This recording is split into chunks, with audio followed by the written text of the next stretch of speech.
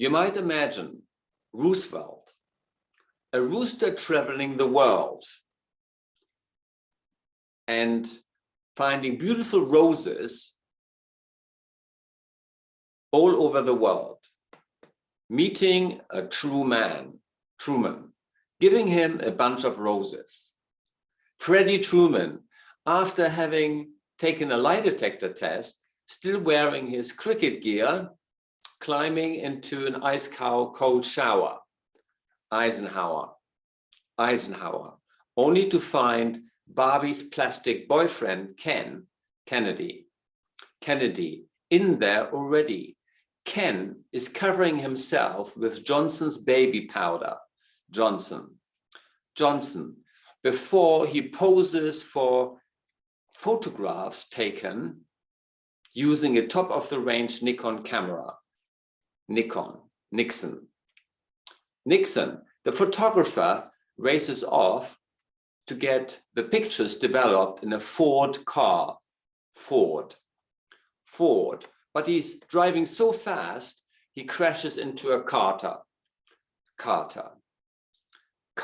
Enraged, the Carter pulls out a ray gun.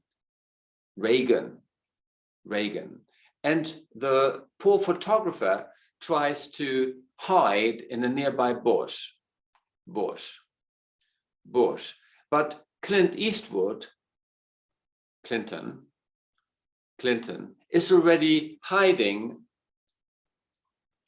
there from the Native Americans who are shooting arrows at them from another bush. A biracial man appears behind the Indians wearing a bomber jacket. They've been suffering for such a long time under our cruel embargo. It is necessary to bomb them. Obama. The trumpet sounds of the attack sounds. Trump sits on a B-Day and does a number 2 by design. Biden. Bye-bye. There are stages of the memory process. Another way of using the brain to improve memory is to work with different stages of the memory process. There are 4 stages in the memory process.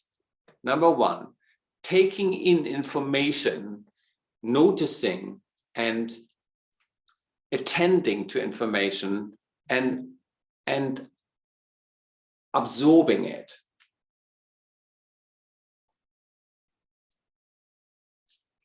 Number 2, retaining it in short-term memory. You hold on for dear life. Number 3, encoding it, interacting with the information in working memory so that the brain can store it in long-term memory.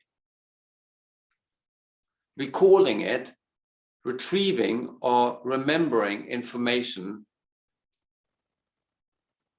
on purpose. Stage 1, taking in information.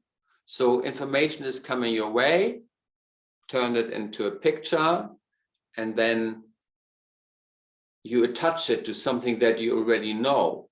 You have a name for, affects, how it affects how we direct our attention, what we notice, and therefore what goes into memory. We need to maintain our attention in order to remember. If you learn on autopilot, little attention is involved, so you will remember less, and you will remember more if you direct your attention consciously and purposefully. Focus in a relaxed way, not with hard concentration. Take breaks and make changes in what you're doing so as to maintain relaxed attention. A few minutes moving around or doing something different is quite sufficient. Link information to what you know. Give names and labels to information. Deliberately arrange and adapt information so that it is structured and yet stands out as odd, distinct, different, and more interesting, so that it grabs our attention or your attention.